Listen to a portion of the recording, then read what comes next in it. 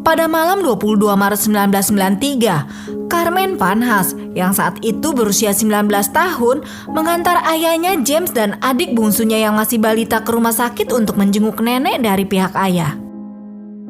Setelah beberapa waktu di rumah sakit, Carmen mengantar mereka kembali ke rumah di sisi utara Indianapolis. Sesampainya di rumah sang ayah, Carmen berpamitan dan langsung beranjak pergi ketika ayahnya memintanya untuk masuk dan tinggal sebentar.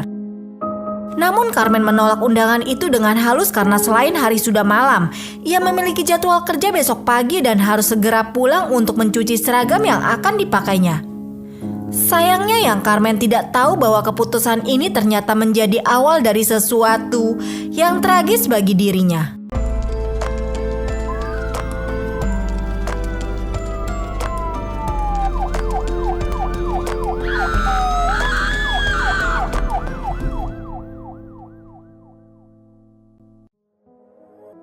Saat jam menunjukkan pukul 12 malam, Carmen kembali ke apartemennya di seberang kota Indianapolis.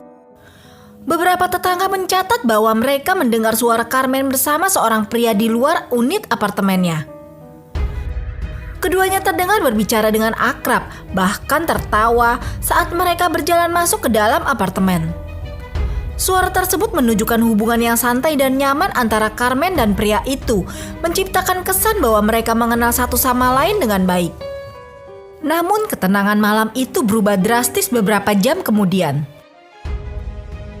Kira-kira di awal pagi pada tanggal 23 Maret, para tetangga mendengar suara keributan dari dalam apartemen Carmen, disertai teriakan putus asa berulang kali. Semakin lama suara itu semakin kuat, memecah kesunyian malam, mengisyaratkan adanya pergulatan di dalam apartemen itu. Kemudian pada pukul 1:30 paginya, suara langkah kaki tergesa-gesa terdengar di lorong menuju tempat parkir, menggema di sepanjang bangunan. Meskipun keributan berlangsung selama berjam-jam, tak satu pun dari para tetangga menelpon polisi. Alih-alih merasa cemas, mereka justru hanya melaporkan keluhan kebisingan kepada pihak manajemen apartemen, berharap hal itu segera diatasi. Pihak manajemen pun menanggapi laporan tersebut dengan cara yang tidak diduga. Sehari setelahnya, manajer apartemen menempelkan pemberitahuan di pintu unit Carmen, meminta agar dia lebih memperhatikan lingkungan dan tidak berisik. Sebuah pesan yang ironis mengingat nasib tragis yang akan menimpa Carmen. Pada tanggal 24 Maret, supervisor Carmen di Pizza Hut menghubungi kontak daruratnya yang tak lain adalah ayahnya James Panhas untuk memberitahu bahwa Carmen tidak hadir kerja selama 2 hari dan tidak menjawab telepon.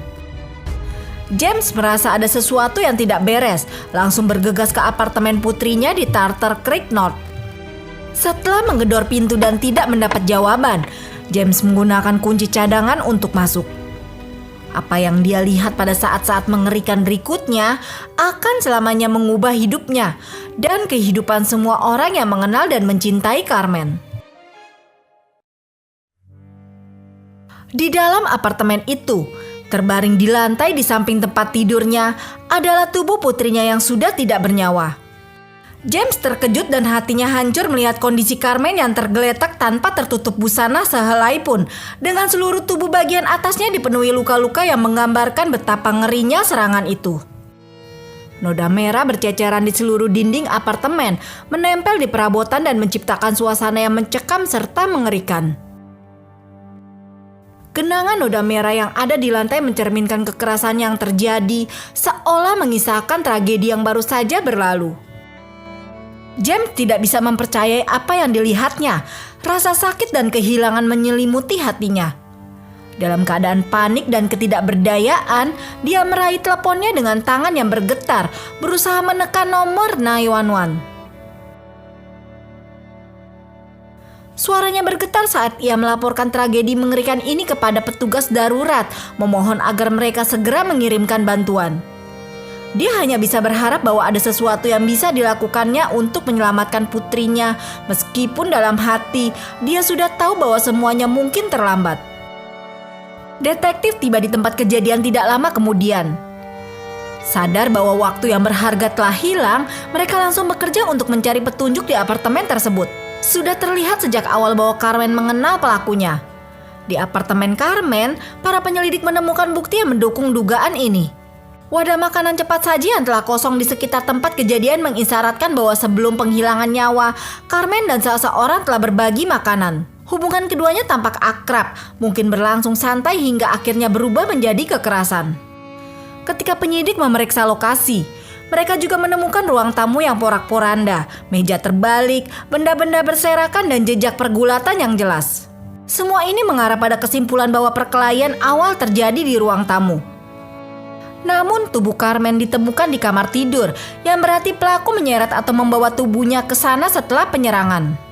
Di sekitar apartemen, botol-botol bir kosong berserakan, memunculkan spekulasi bahwa alkohol mungkin memicu atau memperburuk situasi.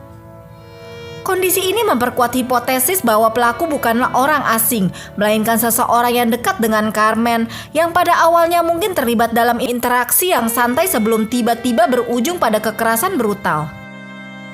Analisis ini juga mengarah pada kesimpulan bahwa Carmen berjuang untuk hidupnya sebelum menyerah pada kekuatan pelaku yang semakin memperkuat bukti bahwa kejahatan tersebut bukanlah serangan mendadak, melainkan peristiwa tragis yang berkembang dari interaksi sebelumnya antara keduanya. Para detektif awalnya memusatkan perhatian mereka pada pacar Carmen. Setelah mengetahui bahwa dia sedang berada di luar kota pada saat penghilangan nyawa terjadi, dia dibebaskan dari keterlibatan apapun. Para mantannya juga diwawancarai dan disingkirkan satu persatu setelah tes laboratorium menunjukkan bahwa DNA mereka tidak cocok dengan DNA si pelaku. Para penghuni komplek apartemen dimintai keterangan, namun tidak ada yang bisa mengaitkan mereka dengan Carmen. Jalan yang menjanjikan itu tidak membuahkan hasil.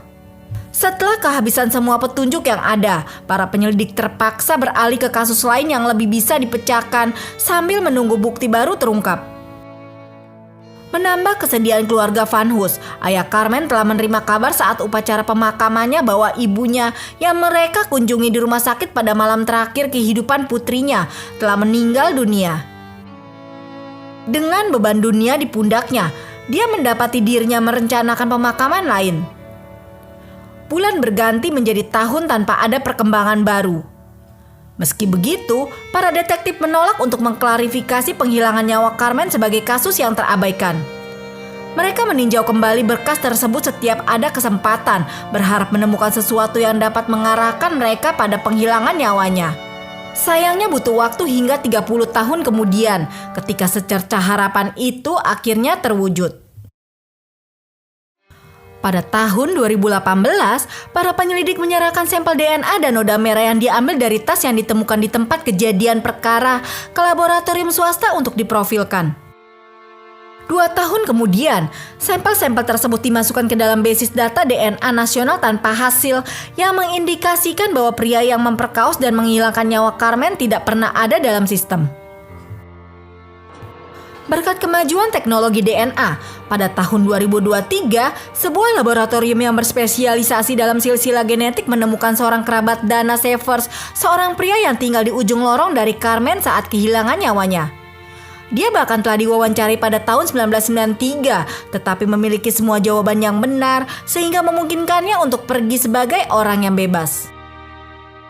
Shepherd yang berusia 21 tahun saat Carmen kehilangan nyawa tinggal di Columbia, Missouri pada Februari 2024 ketika detektif Indiana memanggilnya. Seorang penjaga di University of Missouri, pria berusia 52 tahun yang sudah berkeluarga ini dikatakan terguncang sampai ke akar-akarnya saat disodori surat perintah untuk mengambil DNA-nya. Penyeka yang diambil pada hari itu dikirim ke laboratorium kriminal negara bagian untuk dianalisis.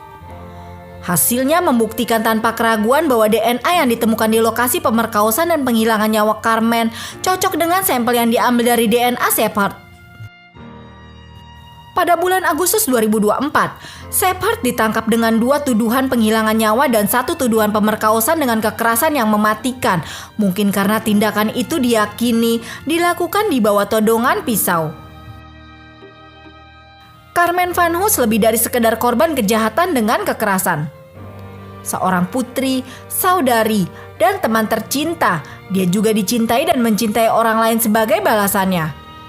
Dia mengagumi binatang, terutama kucing, dan bercita-cita menjadi dokter hewan suatu hari nanti.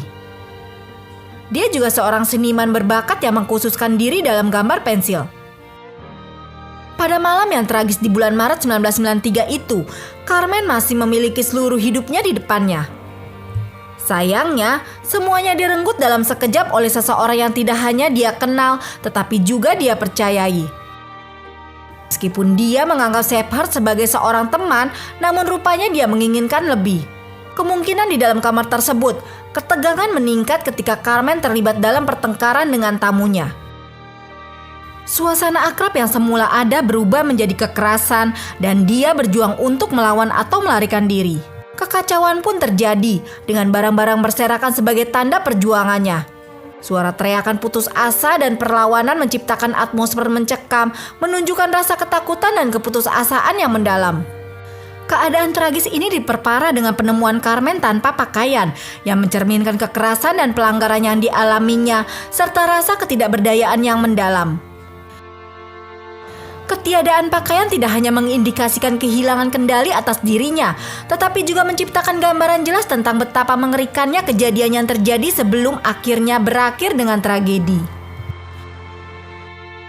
Otopsi mengungkapkan bahwa Carmen telah dilukai sebanyak 61 kali di seluruh bagian tubuhnya. Kerusakan pada kuping telinga kirinya menunjukkan bahwa anting-antingnya telah dicabut selama pergulatan. Dia juga telah mengalami perlakuan tidak pantas dan alat yang digunakan dalam kejadian itu diyakini adalah benda tajam lipat dan obeng. Meskipun jelas bahwa dia telah berjuang untuk hidupnya, Carmen yang memiliki tinggi badan 52 dan bisa saja tertiup angin kencang bukanlah tandingan pria yang persahabatannya telah berubah menjadi kemarahan dalam sekejap mata.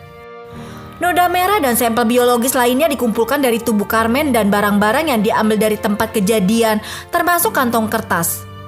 Hal ini terbukti sangat berharga untuk menangkap pelaku, meskipun prosesnya berlangsung sangat lambat. Shepherd saat ini ditahan tanpa jaminan sambil menunggu ekstradisi ke Indiana. Tanggal sidang pertamanya di pengadilan belum ditetapkan saat video ini dibuat. Saudara laki-laki Carmen, James Jr., yang berusia 15 tahun saat kehilangan adiknya, telah menyatakan kelegaannya bahwa tersangka pelaku akhirnya ditahan. Ayah mereka, yang penglihatan terakhirnya tentang putrinya lebih mengerikan daripada yang bisa ditanggung oleh kebanyakan orang tua, meninggal dalam sebuah kecelakaan mobil pada tahun 2002 pada usia 49 tahun, tidak pernah mengetahui identitas pelaku Carmen.